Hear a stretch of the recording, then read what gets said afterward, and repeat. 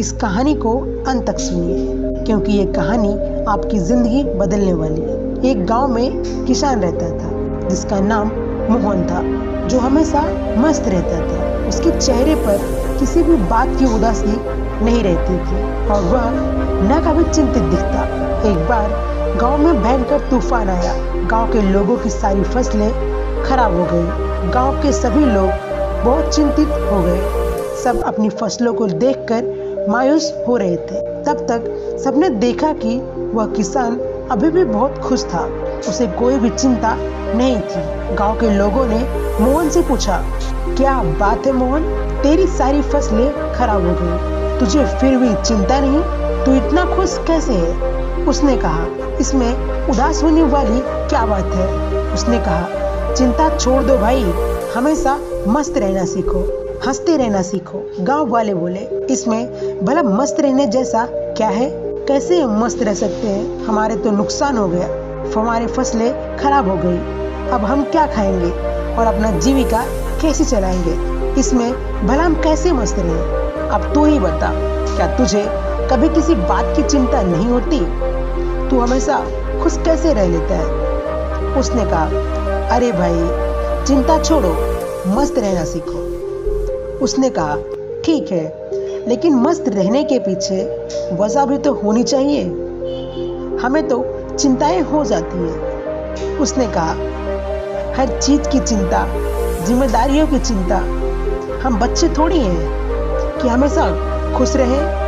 15 साल के बाद उनको भी चिंताएं घेर लेती हैं। अब तो चिंता ही चिंता है। मेरे बच्चों की पढ़ाई की चिंता, उनके करियर की चिंता, उनके फ्यूचर की चिंता, मुझे उन बच्चों के खाना पीना और बाकी घरेलू की चिंताएं होती हैं। तो भला इंसान कैसे खुश रहे? उसने कहा, खुश रहना एक कला है और मस्त रहना अपने आप में यह सोच है। गांव वालों ने बोला, तो क्या तुम हमें यह कला सिखा सकते हो कि हम भी हमेशा खुश और मस्त कैसे रह सकते हैं? उसने कहा, हाँ, मैं तुम्हें एक मज़ेदार कहानी सुनाता हूँ, ध्यान से सुनो। बचपन की बात है। मैं अपने पिता के साथ एक बार जंगल के रास्ते से शहर जा रहा था, क्योंकि हमें फसलों को बेचना था। क्योंकि उस समय मेरे पिताजी काफ़ी परेशान रहते थे। घर में बिल्कुल भी धन नहीं बचा था। अब तो फसलों को बेचना ही आखिरी हल था। जंगल जाते जाते शाम हो गई और जंगल में काफी अंधेरा हो गया। रास्ता तो दिख नहीं रहा था। उस दिन भी ऐसे ही आंधी आई थी।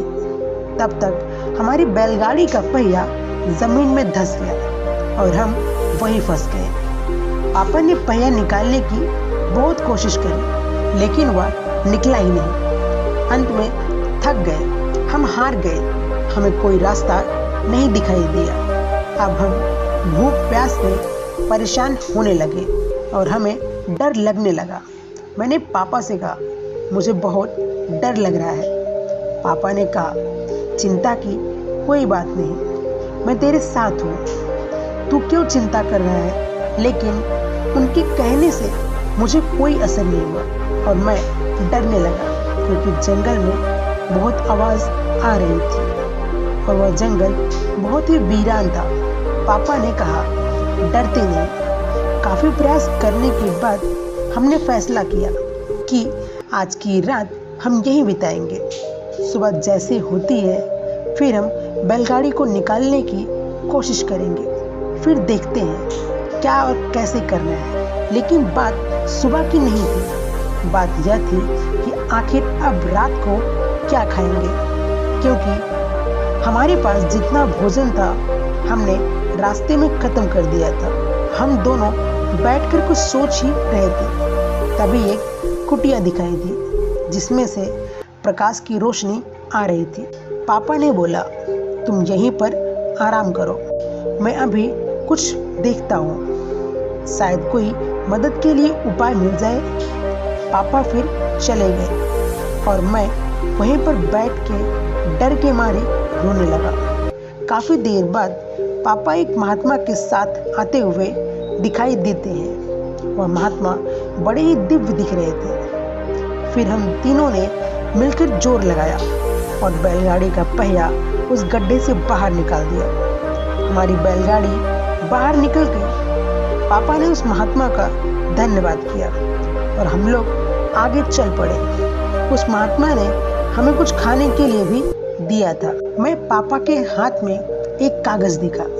मैंने पूछा वह क्या है, लेकिन पापा ने उसके बारे में कुछ नहीं बताया। अब हम आगे बढ़ते चले।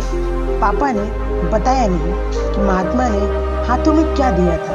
मैंने उनसे फिर से पूछा कि पापा हाथ में क्या है। उन्होंने बोला कुछ नहीं, ये तेरे काम की चीज नहीं है। धीरे धीरे काफी समय गुजर गया और हम निकल गए। काफी वक्त गुजर जाने के बाद मैंने पापा से पूछा, पापा उस पत्र में ऐसा क्या था कि जो आप मुझे बताते नहीं हो। तब पिताजी ने कहा, जब मैं इस दुनिया में नहीं रहूं तो मेरे मरने के बाद तुम उस पर्चे को खोलकर देखना, लेकिन एक बात याद रखना, उस पर लिखी बातों को तुम जीवन भर याद रखना और कभी भी भूलना मत। उसने कहा ठीक है। पापा अब काफी समय गुजर गया। गांव के लोगों ने मोहन से पूछा, वह सब तो ठीक है, लेकिन हमें चिंता क्यों ना हो। हमें तो चिंताएं होगी ना, हमारी फसलें खराब हो गई। मोहन ने कहा, क्या तुम फसलों को ठीक कर सकते हो? उसने कहा नहीं। मोहन ने पूछा, तुम दिन को रात कर सकते हो? उसने कहा नहीं। उसने पूछा, क्या तुम हवाओं को रोक सकते हो? उन्होंने कहा नहीं। उसने फिर पूछा, क्या तुम बारिश करवा सकते हो? सबने कहा नहीं भाई नहीं, हम कुछ नहीं करवा सकते, हम भगवान नहीं हैं। तो उसने कहा कि तुम्हारे हाथ में कुछ है ही नहीं, तुम भला चिंता करके क्या पाओगे? सारे किसान सोच में पड़ गए कि यार बात तो सही कह रहा है, इसमें भला ज्यादा चिंता करके क्या होगा। तब मोहन ने कहा, जब हमारे हाथ में कुछ नहीं है तो फिर हम चिंता करके क्यों रहें? इसलिए मस्त रहना सीखो और मस्त रहने की आदत डालो, तभी तुम्हारे जीवन में खुशियां आएंगी। तब सब किसान ने कहा, लेकिन उस पत्र में ऐसा क्या लिखा? क्या तुम पिता के जाने के बाद उसे खोलकर नहीं देखा? उसने कहा, हाँ, पिताजी के मरने के बाद मैं बहुत अनाथ हो गया था। कुछ भी अच्छा नहीं चल रहा था। मुझे कोई रास्ता नहीं दिख रहा था कि अब मैं क्या करूं, क्योंकि उस टाइम मेरे पास कोई रोजगार नहीं था और मुझे यह खेती का काम इतने अच्छे से आता नहीं था। तभी मेरे दिमाग में यह आया कि उस पत्र को मैं खोलकर देखूं कि इसमें ऐसा क्या लिखा है। फिर मैंने जब उस पत्र को खोलकर देखा तो मेरी आंखें खुली की खुली रह गई। सबने पूछा, ऐसा क्या था उस पर्चे में? हमें भी बताओ। किसान ने कहा, उस पर्चे में लिखा था कि यह वक्त भी गुजर जाएगा। मुझे इसका मतलब समझ नहीं आया और मैं इसका मतलब जानने के लिए मैं उस महात्मा के पास गया। तो महात्मा ने बताया, यह समय भी गुजर जाएगा। मैंने कहा, यह तो ठीक है, आप तो वही बता रहे हो जो इस पर्चे पर लिखा है, लेकिन इसका मतलब क्या है? महात्मा ने फिर कहा, यह समय गुजर जाएगा। अब मुझे गुस्सा आया। मैंने फिर से पूछा, यह क्या मजाक है? मैं इसका मतलब पूछ रहा हूँ और आप इस पर लिखी बातों को बार बार मुझे सुना रहे हो। तब महात्मा ने कहा, तुम अभी परेशान हो, उदास हो, तुम्हें नहीं पता यह वक्त है और वक्त गुजर जाता है। यह हालात ऐसे ही नहीं रहेंगे। कुछ समय बाद सब कुछ ठीक हो जाएगा, सब कुछ बदल जाएगा और यह परेशानियों के बादल जाएंगे। इसलिए इस बातों को याद रखो, यह वक्त गुजर जाएगा। वक्त कभी भी रुकता नहीं। अच्छा बुरा जैसा भी हो, वक्त गुजर जाता है। तुमको चिंता करने की कोई आवश्यकता नहीं है। तुम बस खुद को देखो, अपने हाथों को देखो और बस मेहनत करते रहो। धीरे धीरे वक्त जैसा भी हो, समय बदल जाता है और से देखोगे तुम्हारे हाथों में कुछ भी नहीं है। तुम बेमतलब के फालतू चिंताएं कर रहे हो, मुश्किलों को और बड़ा बना रहे हो जो किसी भी तरह से हल नहीं होने वाले। वक्त अपने आप गुजर जाता है, इसलिए जो तुम्हारे हाथ में है ही नहीं उसे भला चिंता करके क्या मिलने वाला। इंसान को चाहिए कि वह सब्र रखे हर वक्त में, हर परिस्थिति में, क्योंकि जिसके पास सब्र नहीं वह कभी भी चैन से जीवन नहीं जी सकता। चैन से जीवन जीने के लिए इंसान के अंदर सब्र का होना जरूरी है।